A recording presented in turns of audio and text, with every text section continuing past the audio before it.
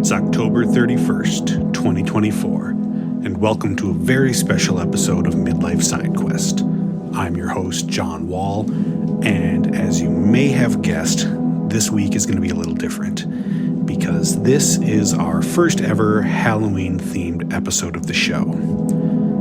So when it comes to the supernatural, I consider myself skeptical but open-minded. I don't necessarily think that those guys dressed all in black on the Travel Channel are the real deal, but I also understand that there are endless things in the universe that we will never fully understand. So I'm open to the possibility of a life after death, and the idea that some souls could possibly get trapped here. My 13-year-old daughter Sam, though, is a die-hard true believer. She absolutely loves watching shows like Expedition X or Sam and Colby videos on YouTube. She can spend countless hours watching those ghost hunters look for signs of paranormal activity. She's so interested in paranormal research that she's begun to collect the tools and equipment that these people use on their adventures.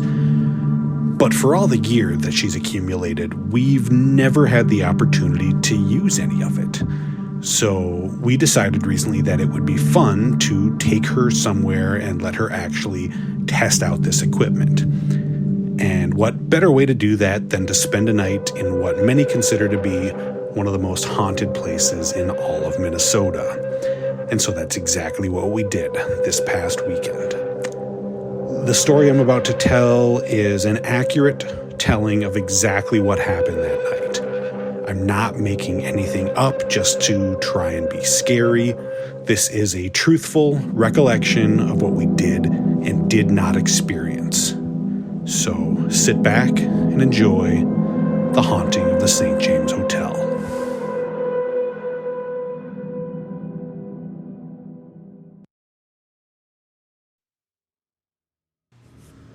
Let me start by giving you a little background on the hotel. The St. James was built in 1875 along the Mississippi River in an attempt to bring high-end accommodations to what was then the wheat trading capital of the world, Red Wing, Minnesota.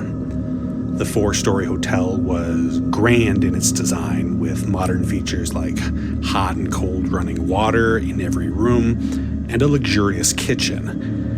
It also featured a billiard hall, barber shop, and an elegant ballroom. It became the go-to place for wealthy and important visitors traveling through the area on business, including U.S. President Rutherford B. Hayes. It was also supposedly built on top of a Native American burial ground, which never looks good on a Zillow posting. Perhaps it was because of that original crime that the hotel has been a paranormal hotspot in the years since. Accounts of hauntings have plagued the hotel for nearly a century. There are stories of a construction worker who fell to his death while working on the building and is sometimes seen on the grand staircase before fading away. Then there's the story of the infamous Sea Wing disaster. On July 13th, 1890, a steamboat carrying over 200 passengers capsized during a storm on its way back to Red Wing. 98 people drowned, including women, children, and entire families. To this day, it is still the worst maritime disaster in Minnesota history. And there are stories that the St. James was actually used as a temporary morgue to hold the dead. Some people say that those victims are still there. Guests have reported hearing whispers when no one is around, babies crying, and have even seen some disembodied figures floating around the hotel. The most famous spirit, though, has to be that of Clara Lillyblad, who began working as a waitress at the hotel in 1914 before falling in love with and eventually marrying the owner, Charles. After they married, Clara took over many aspects of running the hotel and was known to take great care of all of her guests. She passed away in 1972, but is said to still watch over the hotel to make sure everything is up to her standards, sometimes even moving place settings around in the dining room to make sure it's set up just right. And room 310 which was Clara's room on the floor where the staff lived, is said to be the most haunted part of the entire hotel. So, on Saturday afternoon, we made the trip down to Red Wing. It's about an hour and a half from the Twin Cities, and it was a gorgeous day for a drive. As we arrived in town, we stopped by a few cute shops and walked along the riverfront before checking in. And right behind the hotel, along the river, we visited the memorial to the Sea Wing disaster. It features a plaque telling the story of the pleasure cruise turned nightmare and lists the names of every person killed that day, including the wife and child of the ship's captain, who would later be found guilty of negligence for overloading the ship. We then walked back to the hotel and checked in. It is an impressive building, and it's easy to see how it would have wowed guests 150 years ago. Our room was on the second floor, and it was large, spacious, and decorated with Victorian-era style furniture and ornate wallpaper. We had a bit of time before our dinner reservation, so Sam and I decided to take a little walk around the property.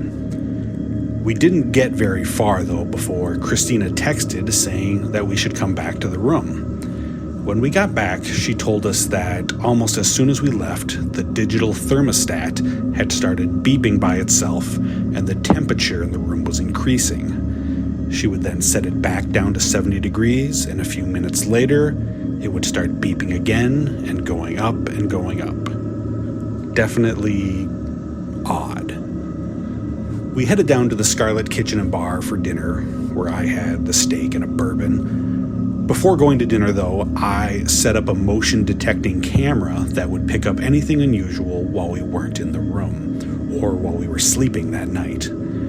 After dinner, the sun had set, and we decided to return to the room and get things going. We began by setting things up for the first test, the Estes method.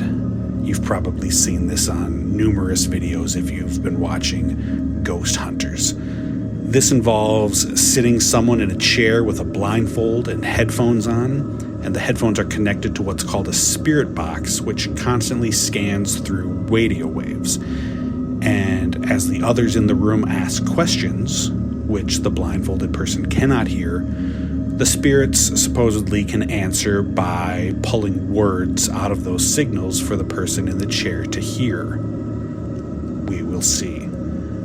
Before we started, we also set up some motion-sensing balls around the room. If we happened to make contact with anything, these sensors supposedly could let us know if something else was in the room with us.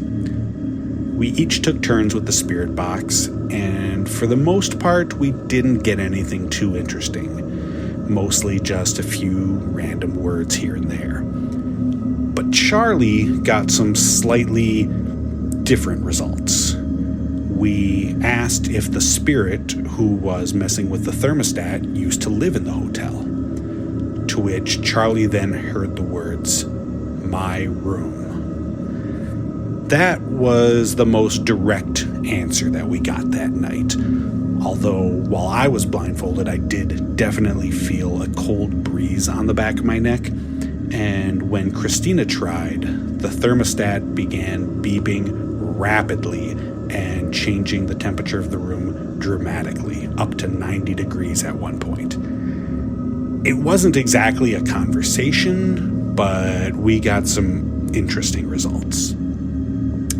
Next, Samantha and I decided to attempt exploring the hotel again, and we brought along an EMF reader, which measures electromagnetic fields. Paranormal activity is said to disrupt this field, and you can get a spike on the reader when there's a spirit nearby. This one is tough to gauge because there is so much electromagnetism in the air everywhere, but it is a tool of the trade, so we brought one along.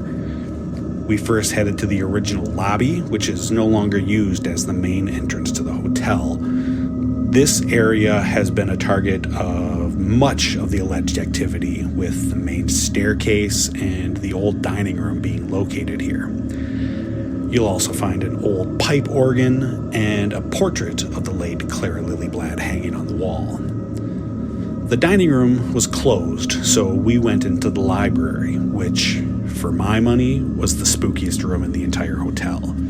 It was dark, there was a fire going in the fireplace, and the dark wood walls were covered in old black and white photographs from the time when the hotel was built, including one photograph of the original businessmen who funded the hotel, one of whom is mysteriously seated, slumped over slightly and wearing dark glasses. Now, the story I've heard is that he is actually dead, and they posed him for this photograph, which is totally normal, and everyone does this for their Sears family portrait. We did get a few brief spikes on the EMF reader, but nothing really substantial.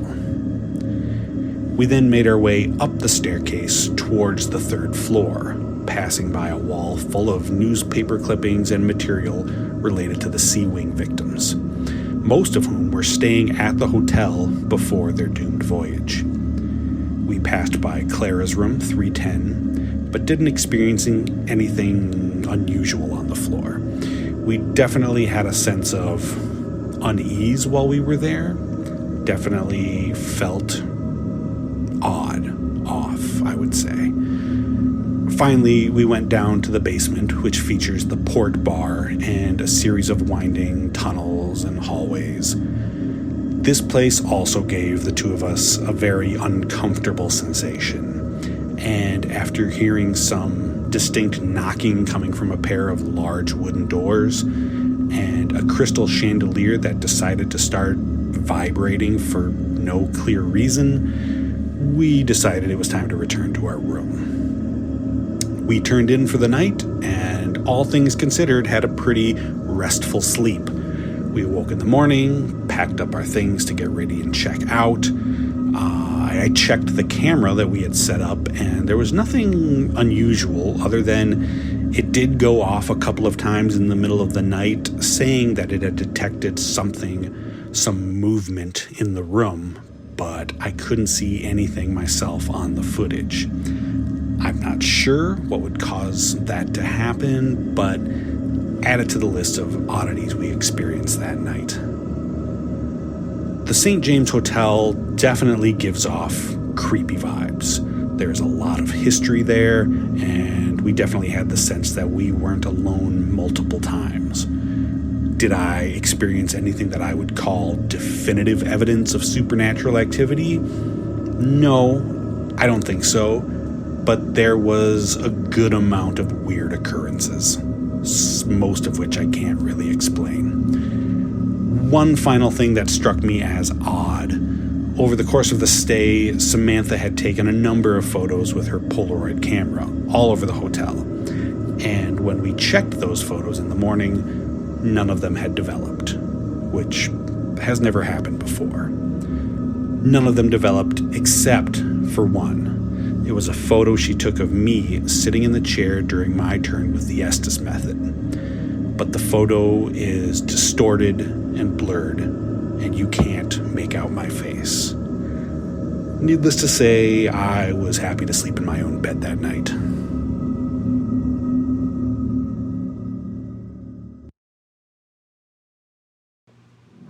Thank you so much for listening to Midlife SideQuest. I appreciate you making time in your day to hang out with me, and I hope you have a safe and happy Halloween. You can catch new episodes of the show every Thursday morning wherever you listen to podcasts, and don't forget to subscribe and leave a review while you're there.